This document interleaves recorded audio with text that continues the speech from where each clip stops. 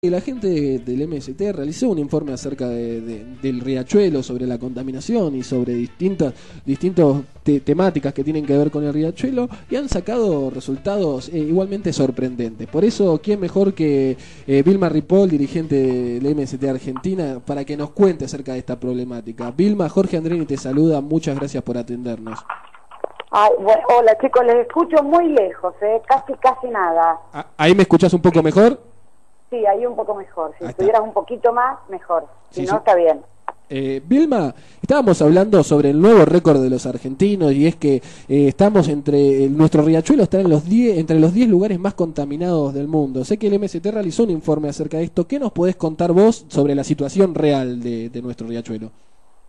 Sí, yo creo que en general está como minimizado el efecto que tiene el Matanza Riachuelo global en la vida de las 14 ciudades que recorre, que centralmente son Avellaneda, Lanús, Lomas, Almirante Brown, Esteban Echeverría, y todo Matanza, hasta Ezeiza, es decir, grandes, bueno, después llega hasta Berisso y Ensenada, y eso, ese recorrido es por centros populosos de los más concentrados de población que tiene en la provincia de Buenos Aires, que es donde está el 40% de los habitantes del país, ¿no? Sí. Vilma, entonces, está minimizado porque los efectos, en un sentido, Chernobyl, como dijeron en los diarios, puede que sea visto como una exageración, pero hay un punto en el que se parece, que es que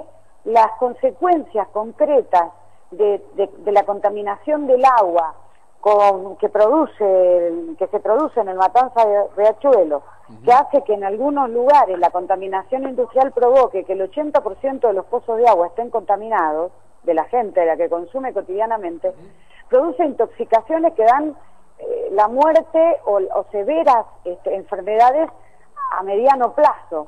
¿Viste? Es como que la contaminación radioactiva de Chernobyl todavía hoy está matando gente. Claro. Y Vilma, ¿qué me podés contar de la resolución número 3 de Acumar, que acá la estábamos comentando, que permite tirar desechos sin restricciones, tales como el mercurio, el plomo, cromo? Digo, ¿no hay algo que regule este tipo de residuos? Y te lo pregunto porque, digo, me parece raro que esté permitido en una resolución.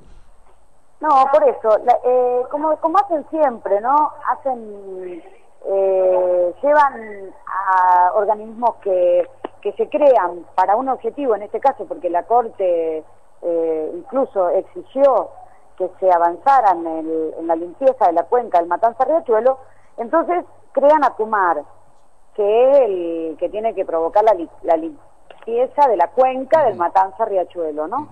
Ellos empiezan a hacer acuerdos con las empresas industriales que están ahí, que son frigoríficos, de productos químicos, curtiembres, y de verdad lo que hacen es limpiar la superficie, es decir, sacar los barcos viejos y limpiar la superficie del riachuelo, fundamentalmente, pero no evitan que sigan volcando los metales tóxicos al contenido del agua, al contenido más profundo de la cuenca, y entonces hay arsénico, plomo, mercurio, cromo, y entonces hacen compromisos con las empresas, es una ironía, con esas, ¿no?, empresas contaminantes, pero le hacen parámetros de vuelco muy inferiores, o sea, permitiéndoles que continúen volcando esas sustancias químicas, y si pasan determinados valores que son muy amplios, digamos, ellos le cobran multa. Y a las empresas, en realidad, a las empresas contaminantes, les conviene pagar la multa y no modificar el proceso de producción y vuelco o de limpieza de los residuos que tendría que hacer antes de volcar, o directamente de no volcar nada de eso a la cuenca, ¿no? Entonces, es para las 1000 más contaminantes, por ejemplo, les conviene avanzar en seguir volcando, aunque sean de los más contaminados, porque le sale más barato pagar la multa que realmente hacer lo que tienen que hacer. Claro. Entonces vos tenés En el Matanza Riachuelo hay aguas hervidas, vos tenés residuos basurales, y después tenés todo el tema de las miles de empresas que tienen contaminación industrial. En el recorrido del Matanza más próximo del curso del río, tenés unas 5 millones de personas que viven ahí. Claro. El 35% no tienen agua potable, ¿no? Claro. Y el 55% no tiene cloacas. Lo que hace que, además, haya enfermedades gastrointestinales, parásitos, leptospirosis y aumento de la mortalidad infantil. ¿Qué tal, Vilma? Enfermedades en la piel.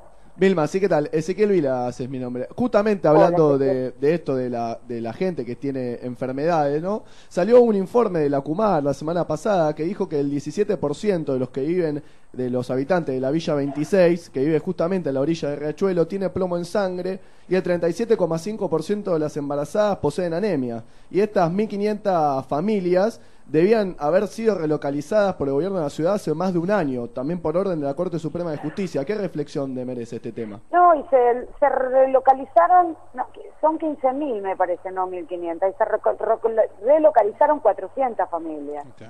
Si no hay, y ellos tienen que ir contra las grandes empresas que están ahí a la orilla del Matanza Riachuelo y que vuelcan los residuos al curso del río. Claro, no hay una definición. Yo te explico, sí. Le explico a la gente. Por ejemplo, el polo petroquímico, el del Doque, viste, en Avellaneda, sí. Y el polo petroquímico de Ensenada Berisso, como provocan procesos, por ejemplo, el del Doque, son de destilerías y refinerías. Ahí está la Villa Inflamable, que tiene 10.000 habitantes.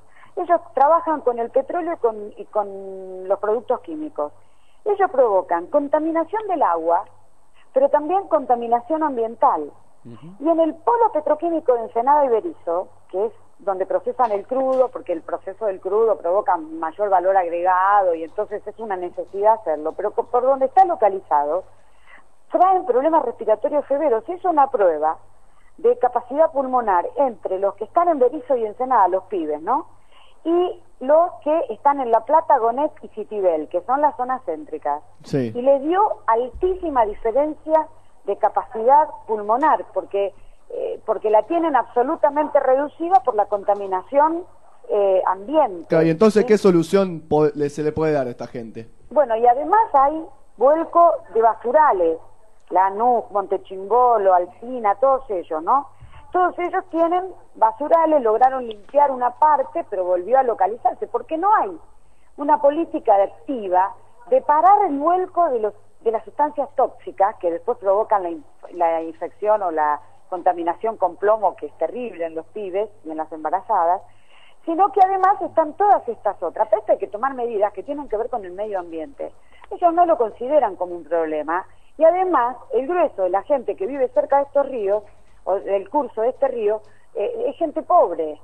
Y la inversión para digamos, la descontaminación del Matanza Riachuelo es una de las obras públicas más importantes por la cantidad de plata que lleva. Y no están dispuestos a gastar plata en pobres, y menos en enfrentarse con el polo petroquímico, con las grandes empresas, las empresas que están ahí, más todas las empresas químicas, frigoríficos, curtiembres y todas las que vuelcan. ¿Entendés? No van a poner mano dura. Y entonces, por eso a mí me indignó cuando Cabandier dijo lo de los pescaditos, porque era lavarle la cara a Kumar. Claro. ¿Entendés? Centralmente. No sé si había o no había pescaditos. Lo que yo sé que había, porque yo había estado, que había una contaminación feroz, porque estuve en esos días en Fiorito, en el Che Pibe, que es un comedor de pibes de muy pobres de la zona de ahí de Fiorito, que se hacen un trabajo de reinserción social de los pibes, y los vi cómo estaban los pibes, ¿me entendés? Las consecuencias del Matanza Riachuelo. Claro, nosotros esto de los Entonces, pescados... me indignó, sí, esto de los pescados justamente... cara. Vilma, esto de los pescados justamente nosotros lo estábamos diciendo porque son especies de pescado que no necesitan de oxígeno, así que no quiere decir que el agua no esté contaminada. Claro, no, y además hay mediciones que dicen que en relación al oxígeno, que tienen que tener el 0,5 miligramos por litro, y tienen 5. Y lo mismo con el cromo, tiene 5 veces más de valor, y lo mismo con el arsénico. Tienen muchísimos valores altísimos Por eso el agua está contaminada, y el agua está contaminada en Lomas, y está contaminada en Lanús, y está contaminada en todos lados. Lo que pasa es que eso no sale a la luz, porque para eso es decir, se tiene que organizar la gente y hacérselo sentir, como pasó ahora la gente que pidió estos estudios especiales, que están organizados, son luchadores ambientales o vecinos de esas zonas, que como pasa incluso con la basura, ¿me entendés? Este tema de que la basura se vuelque en determinados basurales, o que se vuelque en el Oceanse de González Catán y todo eso, que son terribles, porque la basura vos tenés que saber que se deposita, y como no es basura seca, sino que es basura húmeda, lo que larga la humedad podrida baja y va a las napas y contamina las napas de lo que tomamos todos. Sí, lo mismo ocurre, digamos, con las basuras electrónicas, un tema que no está en agenda y que en el cual yo he trabajado y que también, ¿no? Todos estos desechos como el cromo y el plomo y el mercurio también se encuentran en las napas, justamente porque no tienen un lugar donde estar, ¿no? Es un tema muy... Sí, y ahí en la zona de donde están las centrales atómicas. Atucha. Ay, me olvidé. ¿En Atucha decís vos? ¿Dónde? ¿Atucha? Sí, en una de las acá me dicen en Embalse. Bueno, en Embalse, pero está acá de Capital yendo para Rosario, hay una central, bueno, en esa zona. Sí. Yo estuve también con la gente que está organizada para pelear en contra de la contaminación de las centrales atómicas, y me mostraban unos peces que los abrían y apagaban la luz y los peces brillaban. Son como los peces, como el pez de 3 ojos de los Simpsons, ¿no? Más o menos. Sí, me hacía acordar. Pero ¿qué te digo? Hay de todo tipo de contaminación, y eso llega y eso mata, por eso hay tanto aumento del cáncer en la población, pero no lo miden, porque no tienen esa preocupación, porque tomar ese tema en las manos los puede llevar a tener que enfrentarse con las grandes empresas, y no están dispuestos. Por eso dejan meter la megaminería que contamina y mata, dejan meter a Chevron que nos va a reventar, o dejan meter a Monsanto en Córdoba que va a reventar la tierra porque va a ser la semilla transgénica. Vilma, no son peleas elitistas, son peleas que tienen que ver con la vida cotidiana después de todos nosotros, que es la pelea por el agua. Vilma, la verdad es la pelea por el agua. Vilma, te saco de tema un segundo, te consulto. Hoy vas a estar en la marcha del Orgullo Gay, vas a estar acompañando ahí en esta tarde. Contanos un poquito acerca de eso. Sí, yo creo que, bueno, hoy cada marcha tiene que ver, la del matrimonio igualitario fue una, tienen consignas centrales por las cuales van peleas que se toman como referencias, y en estas van por una verdadera educación sexual que tenga identidad de género, que acepte que hay diversidad, que sea científica y que sea laica, que sea libre, que no sea laica, que no tenga injerencia en la cúpula de la iglesia como hasta ahora, y que se logre que se den las escuelas que tenga enfoque de género y que sea científica. Toda esa pelea están planteando de los sectores de la diversidad, y hoy va a ser uno de los centros de los planteos en la marcha, en contra incluso de los 5.000 millones de pesos por año que se le da a la educación religiosa, que el Estado le da a la educación religiosa y a la educación privada, que bueno, que es mucha plata que tendría que ir a la educación pública, y que está íntimamente relacionado con el funcionamiento de la cúpula de la iglesia, ¿no? Porque con eso le pagamos los arzobispos, los obispos, los curas, Vilma, y para los seminaristas. Y para cerrar te consulto, ¿Vilma Ripoll a la Defensoría del Pueblo o no? ¿No te gusta eso? No, sí, por supuesto, quiero ir a dar una pelea porque estamos absolutamente en contra de que haya diputados salientes que se postulan antes de votar el paquete de leyes a favor de IRSA que está planteando el gobierno de Macri, y que va a llenar de cemento la ciudad. Entonces, justamente por eso porque considero que terminan siendo un intercambio, porque a los defensores del pueblo los termina votando la legislatura. Entonces, ¿qué hacen? Canjean votos a defensor del pueblo por votos a proyectos que los votos naturales no le alcanzan. Y yo creo que hay una sospecha, de hecho, de que todos aquellos que que abandonan el cargo y que votan por última vez y se presentan este tipo de paquetes, la posibilidad del canje de votos. Por eso estamos planteando que no puede ser defensor del pueblo alguien que canjeó su voto para hacerlo, por votar leyes que están en contra de los intereses del conjunto de la población. Entonces, Vilma, para dar esa pelea es que me quiero presentar. Vilma, bueno, brillante, y ojalá que puedas acceder a ese puesto, porque siempre te vimos comprometida con la gente y tratando de solucionar los problemas, ¿no? de los minoritarios. Así que ojalá se pueda dar y te tengamos ahí defendiendo los derechos de los ciudadanos. Para defender los derechos de las mujeres y de la diversidad que ahora se expresan en la violencia de género que mata. Bueno, entonces, por eso también quiero ir a dar pelea ahí. Ojalá. Vilma, te agradezco mucho la comunicación y que tengas un buen fin de semana. Bueno, muchísimas gracias y un abrazo. Muchas gracias igualmente. Hablamos con Vilma Ripoll, dirigente del MST Argentina.